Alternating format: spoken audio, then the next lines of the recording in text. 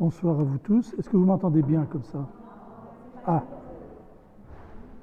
Ah, il était allumé tout de suite, j'ai dû l'éteindre là. Ah, voilà. Il était bien allumé, mais...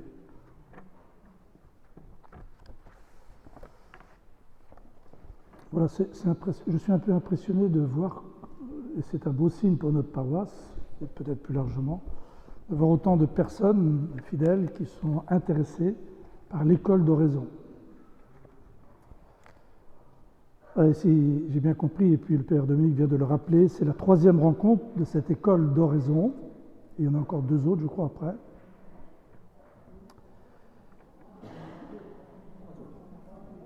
Il en reste encore 3 autres après.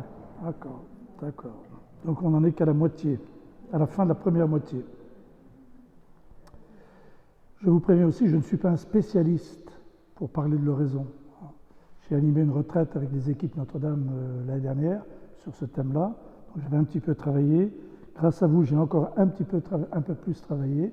Mais ce qui compte, c'est surtout la pratique. Et je crois que c'est là que vous attendez.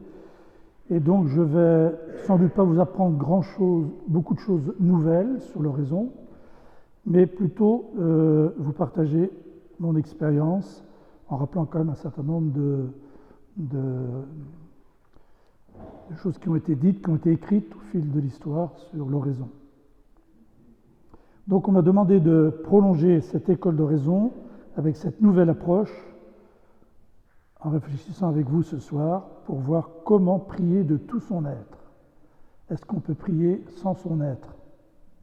Je crois que non. Donc c'est forcément avec tout son être. Qu'est-ce que ça veut dire prier avec tout son être? Il me semble, et c'est comme cela que je l'ai compris, nous entrons et vivons l'oraison avec ce que nous sommes, hommes ou femmes,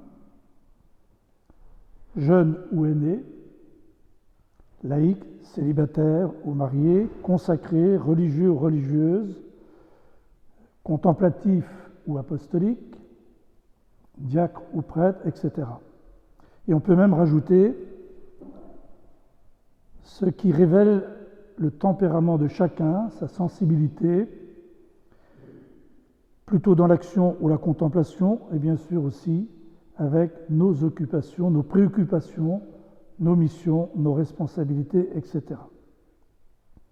Donc, notre être est engagé complètement lorsqu'on parle, ou plutôt lorsqu'on veut vivre l'oraison.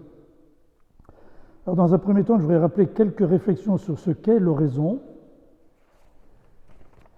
avec le père Henri Caffarel, qui a beaucoup écrit là-dessus, sur l'oraison, Thérèse d'Avila, et puis ensuite des choses peut-être plus concrètes, plus pratiques. Tout d'abord, quelques réflexions sur ce qu'est l'oraison. L'oraison est une forme de prière très simple. C'est pas compliqué, c'est très simple. On peut dire que c'est la prière intérieure ou la prière contemplative et une forme de méditation, qui n'est pas l'adoration, mais une forme de méditation. Avec cette grosse différence, c'est que l'adoration, c'est en présence de Jésus réellement exposé devant nous.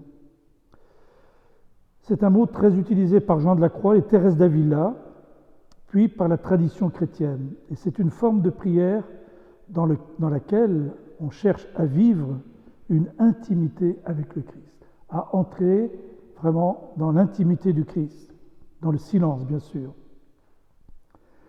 Il n'y a donc pas grand-chose à faire. On ne fait pas oraison, on s'ouvre à l'oraison. On s'ouvre à l'oraison. On ouvre son cœur à Dieu le Père, le Fils et le Saint-Esprit. Et on se rend présent avec son corps, son âme et son esprit. L'oraison est déjà en nous depuis notre baptême. Nous avons reçu déjà la grâce de prier au jour de notre baptême. Il s'agit donc d'une descente en soi-même, là où Dieu se trouve. Et dans la lettre de la Congrégation pour la doctrine de la foi, on écrit ceci: l'oraison est un dialogue personnel, intime, entre Dieu et l'homme, entre Dieu et nous. Un dialogue personnel et intime et profond. Il est évident que nous ne prions pas de la même manière aujourd'hui que lorsque nous étions enfants ou jeunes adultes, ni de la même manière lorsque nous étions célibataires, avant une orientation de vie qui nous a engagés définitivement dans le mariage et la famille, dans la vie consacrée, la vie religieuse, apostolique ou contemplative, comme je le disais il y a quelques instants, ou comme diacre ou comme prêtre. Il suffit de partir de nos propres relations. Un enfant ne parle pas à 10 ans à ses parents comme il parlait à 4 ans, et encore moins comme il parlera à l'âge de 15 ans, etc. Donc, c'est bien avec tout notre être que nous entrons en oraison, mais pas de la même manière aujourd'hui qu'il y a quelques années, et sans doute que ça continuera d'évoluer jusqu'à notre dernière oraison. Cela veut dire que notre manière de faire oraison en priant de tout notre être évolue au fil des années, en raison de l'âge, des changements et des situations nouvelles dans notre vie. Et c'est peut-être pour ça qu'à certains moments, on a l'impression que l'oraison ne marche plus. On ne sent rien, on se demande ce qu'on fait là, etc. Mais pour moi, c'est toujours une alerte en me disant, le moment est peut-être venu de changer d'habitude pour vivre l'oraison. Et c'est bien avec tout notre être que nous prions, notamment donc dans l'oraison, pas que, mais notamment dans l'oraison. Henri Caffarel, maître d'oraison, c'est comme cela que l'appelle un auteur que vous avez peut-être déjà lu, parce qu'il a beaucoup écrit sur la prière aussi, Jacques Gauthier, un grand professeur de théologie à l'université d'Ottawa, et qui a écrit justement un livre dont le titre c'est Henri Caffarel, maître d'oraison. Pour lui, l'oraison est une forme de prière parmi d'autres, mais l'une des plus simples, je l'ai déjà dit, des plus belles, prière intérieure ou contemplative, une forme de méditation.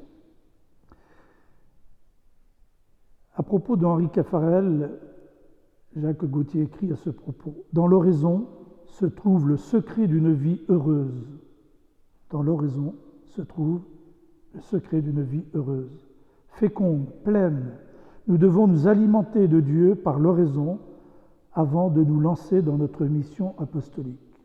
L'oraison est préalable à nos occupations, à nos missions, à nos activités.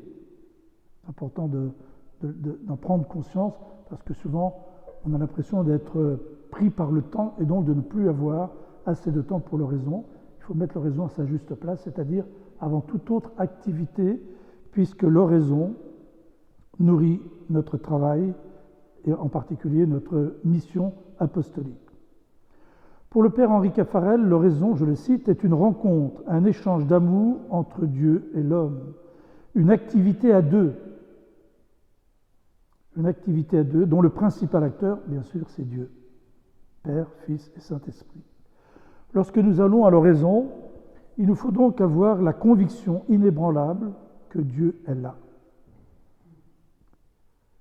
qu'il nous attend, prêt à nous écouter, et que son amour est impatient de se donner à nous.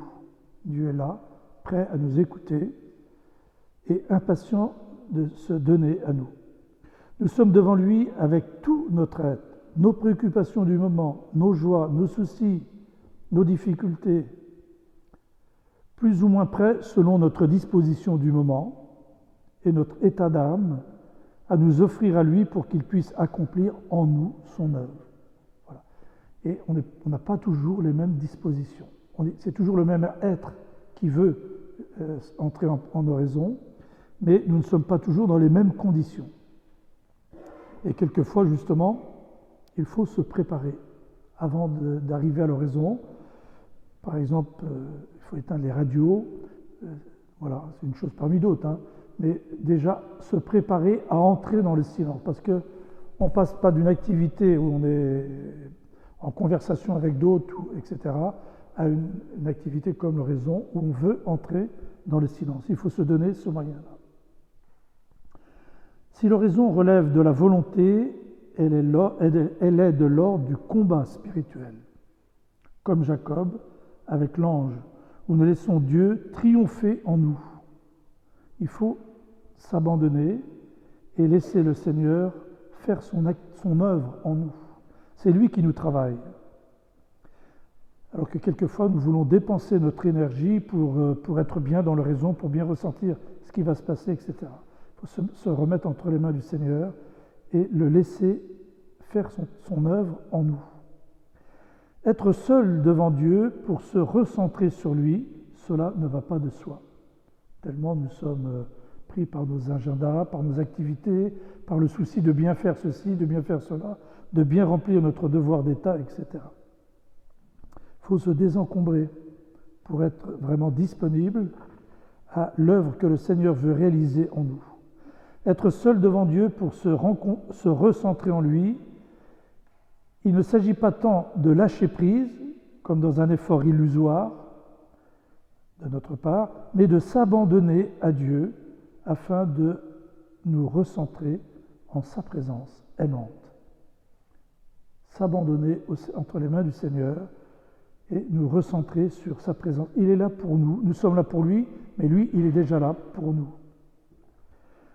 Saint Nicolas de Flue, je voulais rechercher la référence, mais à moins que quelqu'un la connaisse dans la salle, j'ai pas eu le temps, j'ai oublié de le faire.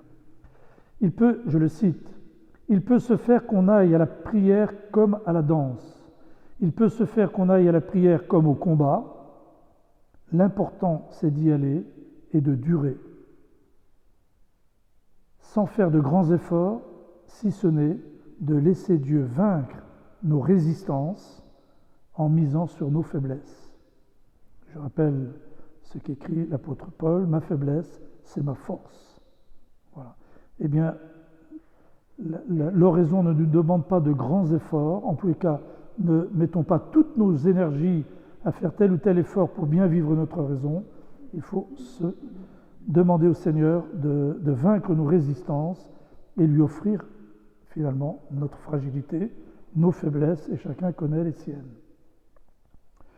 Là encore, nous voyons que notre oraison va être plus ou moins facile, plus ou moins intense, en raison de notre disponibilité intérieure, disponibilité physique, morale et spirituelle.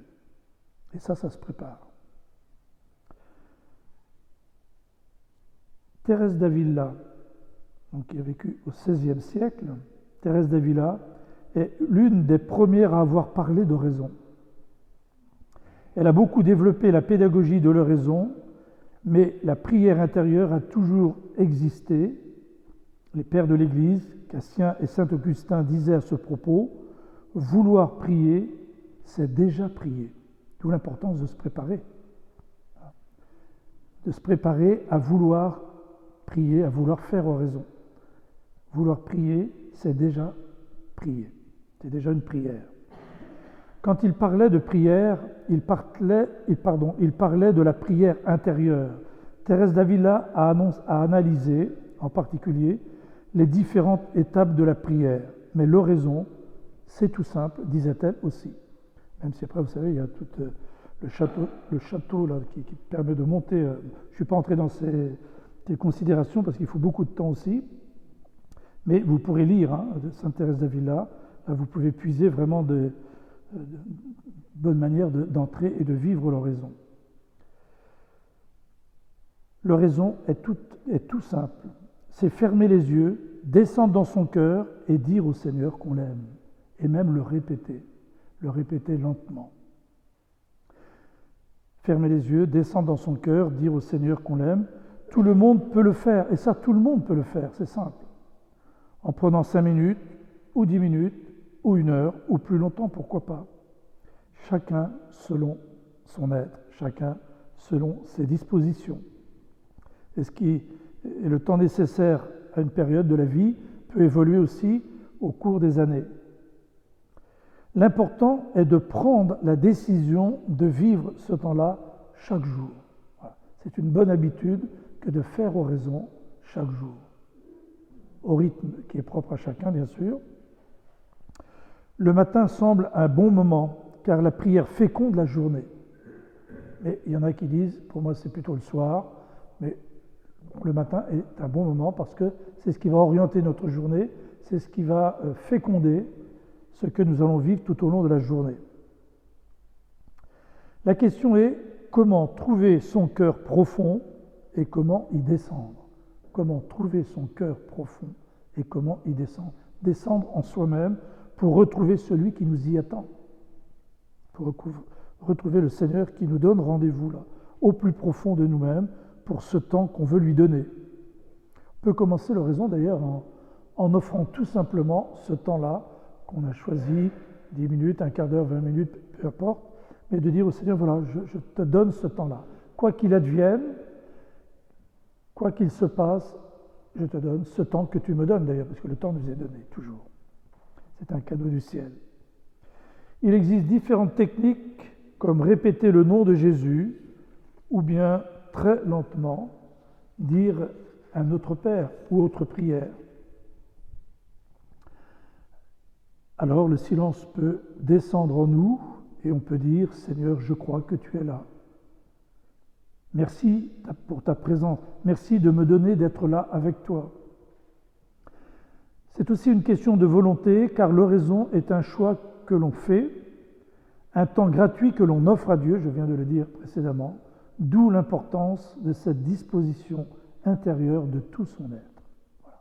S'abandonner entre les mains du Seigneur qui nous accueille et qui veut faire son œuvre en nous.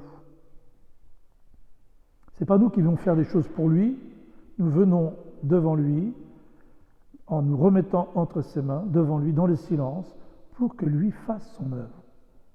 Et d'ailleurs, les fruits de l'oraison, ils viennent après, la plupart du temps. On voudrait les sentir au moment où on fait l'oraison, mais c'est au cours de la journée, dans les jours suivants, qu'on va mesurer un petit peu ce qui s'est passé réellement. L'oraison chrétienne consiste à rejoindre la prière du Christ qui prie en nous. Rejoindre la prière du Christ qui prie en nous. Et c'est pour cela que l'on parle d'union à Dieu. Dans l'oraison, on se laisse aimer par le Seigneur. C'est le secret de la sainteté. Se laisser aimer par celui qui est tout amour, celui qui nous a donné la capacité d'aimer et d'accueillir son amour. C'est la base de l'oraison. Quelqu'un qui vit l'oraison sera beaucoup plus attentif à l'autre. C'est pour ça que je vous disais dès le début, l'oraison féconde notre vie humaine et chrétienne. L'oraison nous rend plus attentifs aux autres, plus compatissants aussi aux autres.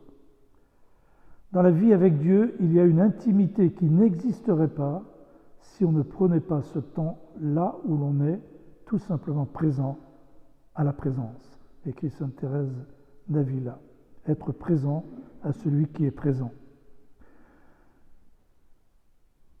Sainte Thérèse d'Avila écrit également « L'oraison est un échange d'amitié où l'on s'entretient souvent seul à seul avec ce Dieu dont nous savons qu'il nous aime.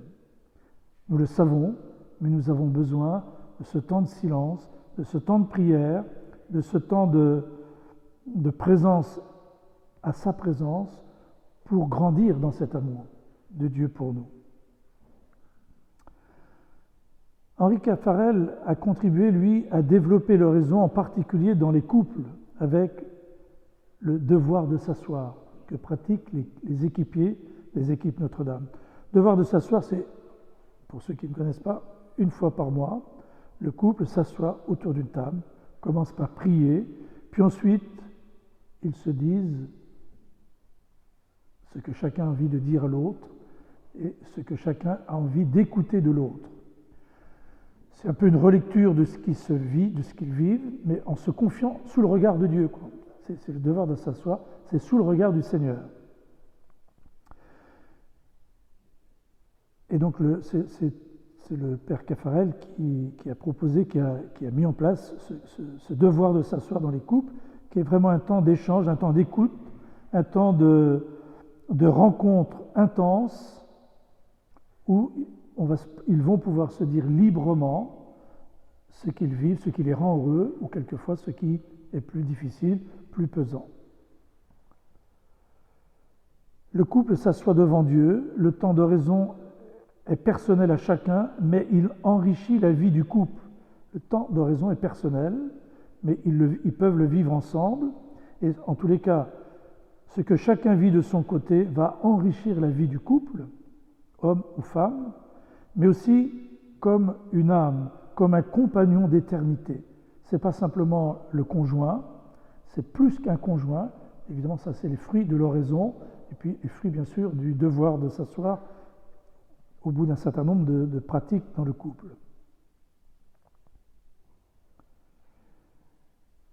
Il est beau de voir prier son conjoint, et c'est une chance pour le couple qui se donne pour durer.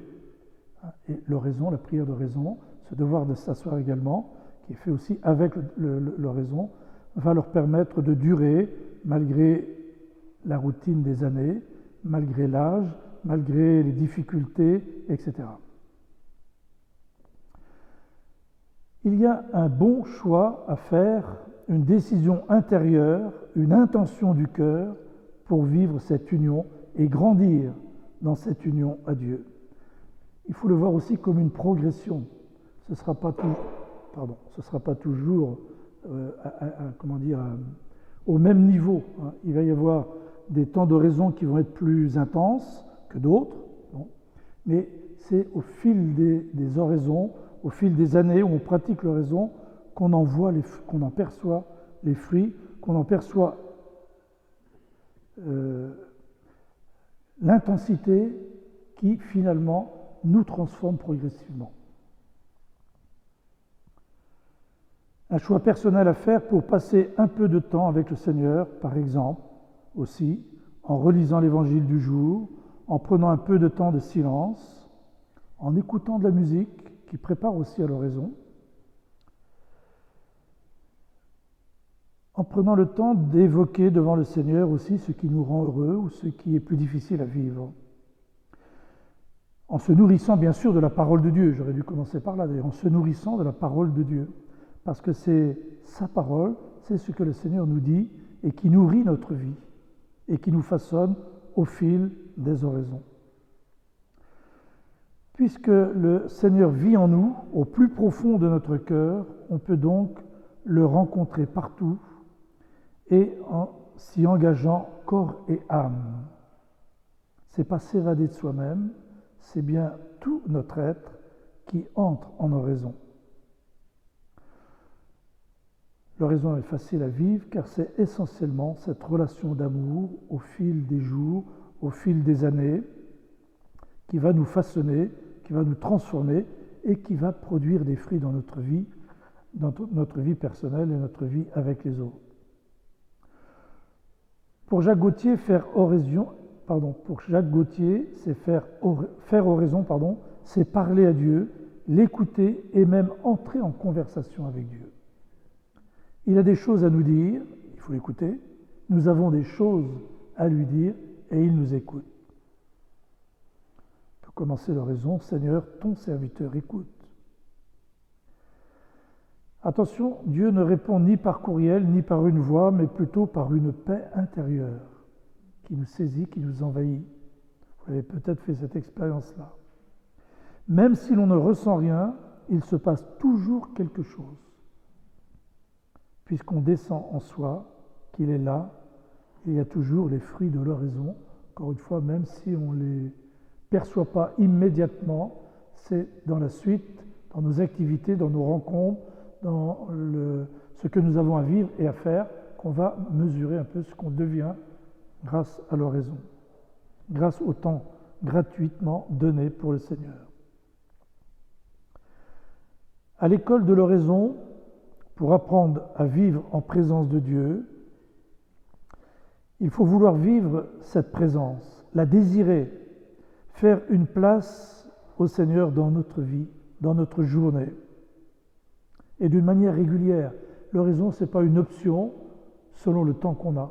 Voilà, certains d'ailleurs le mettent sur leur agenda pour être sûr de ne pas louper le rendez-vous. Il faut le vivre un peu comme un rendez-vous qui va colorer aussi toutes nos rencontres de la journée.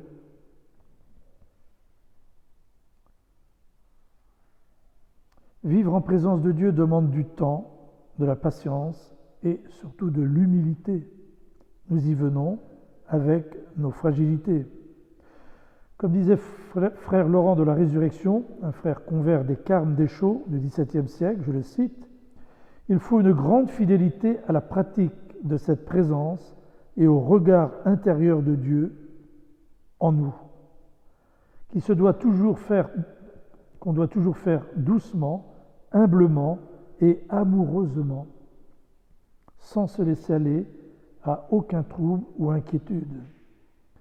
C'est donc apprendre à se laisser regarder, à se laisser aimer par Dieu en toute simplicité, comme un enfant qui aime se mettre dans les bras de ses parents parce qu'il sait qu'il est là, la source de l'amour et de la vie, même s'il ne les comprend pas, même s'il ne va pas pouvoir l'expliquer, il sait où se retrouver parce qu'il sait où est la source de l'amour et de la vie.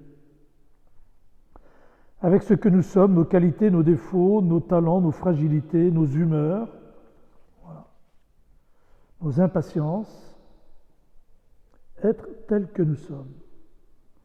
Ne pas vouloir laisser à la porte de l'oratoire toute notre vie, nous venons avec notre vie, même s'il va falloir s'abandonner et puis entrer vraiment dans le silence, voilà, il ne faut pas avoir peur de venir avec ce que nous sommes. La prière personnelle est toujours un combat spirituel. Voilà, j'ai dit plusieurs fois que c'était facile en citant certains auteurs, mais il y a quand même un combat spirituel. C'est un don, la prière est un don qui nous est fait, la capacité à prier, mais il nous faut quand même lutter contre nos propres résistances pour pouvoir nous abandonner justement, pour pouvoir descendre au plus profond de nous-mêmes. Nous pensons toujours avoir des choses plus importantes à faire que de prendre le temps pour Dieu. Quelle erreur! Il nous faut revenir chaque jour à la source pour être plus vivants et plus efficaces.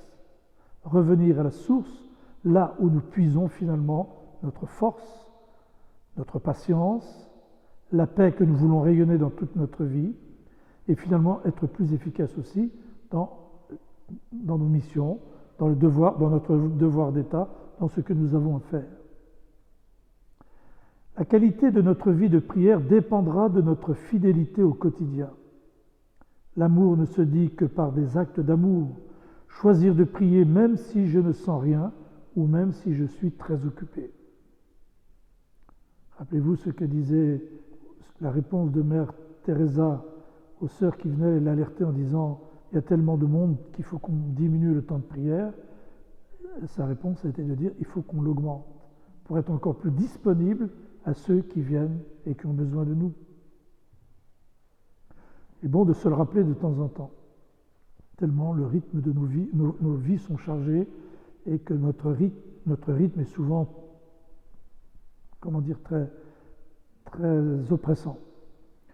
Au-delà de ce que je sens ou comprends dans l'oraison, je sais dans la foi que Dieu est là et que l'Esprit Saint travaille.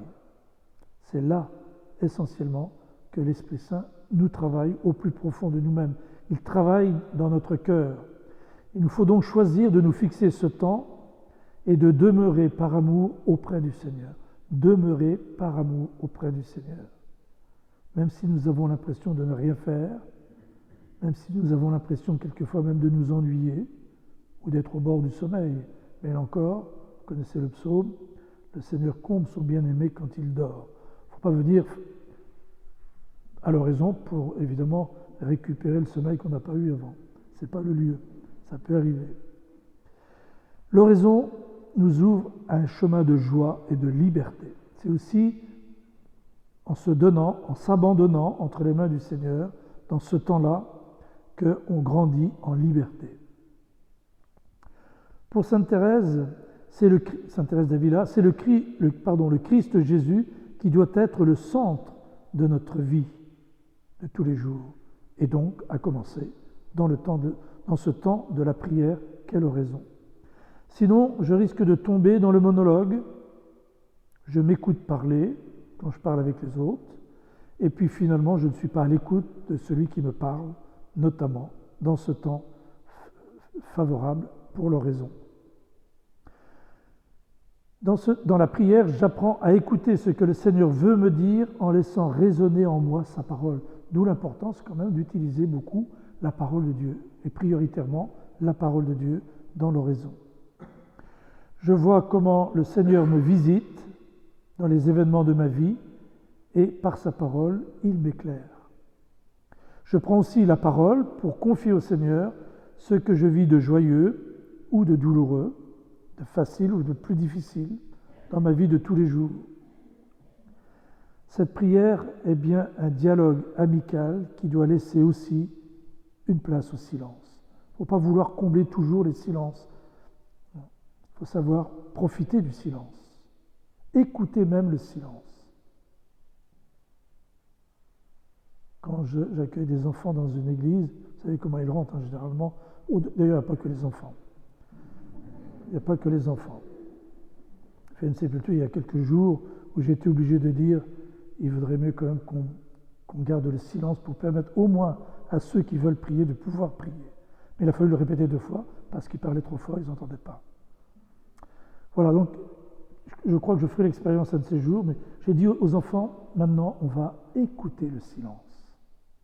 J'ai dû vous dire qu'on y arrive très facilement. Au bout de quelques secondes, ils sont capables vraiment de faire un silence très profond. Mais il faut qu'on s'habitue aussi à ce silence, parce que c'est là que le Seigneur nous prépare pour qu'on puisse entendre ce qu'il veut nous dire. Il nous parle dans le silence, et non pas dans le bruit. Souvenez-vous de l'histoire de Élie à l'Horeb. Être là, méditer jour et nuit la loi du Seigneur et le servir d'un cœur pur. C'est une des règles du Carmel. Dans l'oraison, le but est mystique, c'est l'union à Dieu. C'est l'union à Dieu. On n'y va pas pour soi, on y va pour Dieu. Bien sûr, les fruits nous sont donnés, mais c'est lui d'abord qui nous donne ce dont nous avons besoin pour grandir dans la foi, l'espérance et la charité. On n'est pas là pour les grâces de Dieu, mais pour le Dieu des grâces. C'est lui qui nous donne. Autrement dit, l'oraison, ce n'est pas aussi du même style, ce n'est pas le même genre de prière que la prière de louange. Il faut garder à chacun son originalité propre. L'oraison se nourrit de la méditation de la parole de Dieu, surtout l'Évangile, lieu privilégié de la rencontre du Christ. Plus nous méditons l'Évangile, plus Dieu incline, c'est pas Dieu qui s'incline, Dieu incline notre volonté à la prière profonde. Je vous l'ai dit, j'ai répété plusieurs fois, c'est Dieu qui fait son œuvre en nous.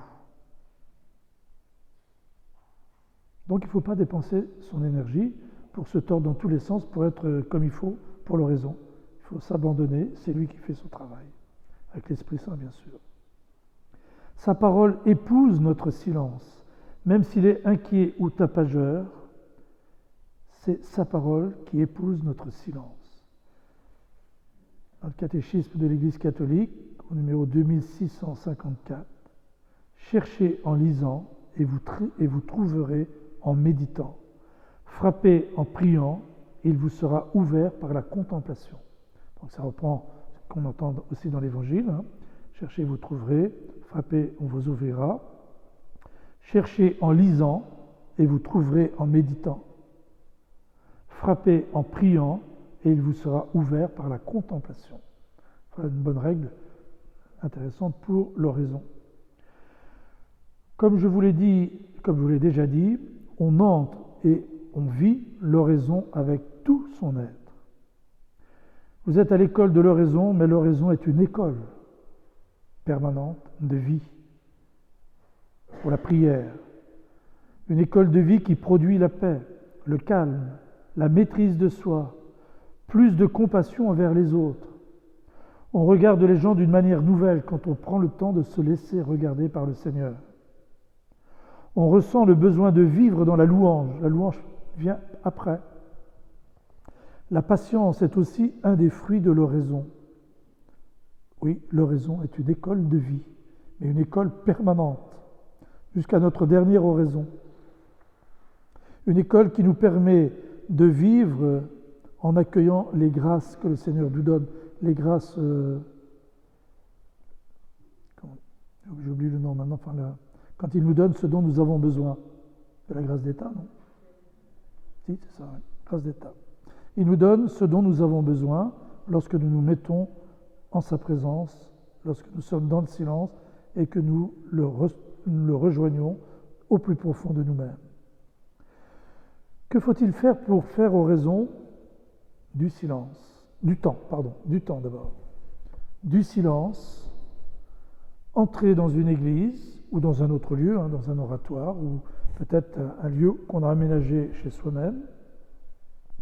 C'est une décision intérieure, une intention du cœur, un choix personnel qui demande qu'on s'y prépare. Si on passe encore une fois d'une activité, surtout si c'est une activité intense, pour entrer dans l'oraison qui est aussi intense mais habitée par le silence, il faut s'y préparer.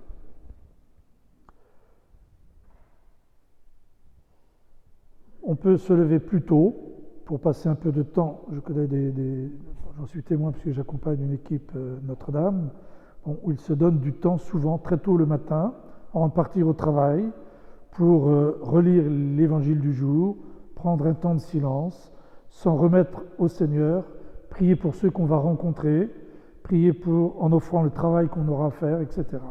Tout ça, ça peut nourrir, à la lumière, bien sûr, de l'Évangile, nourrir la prière.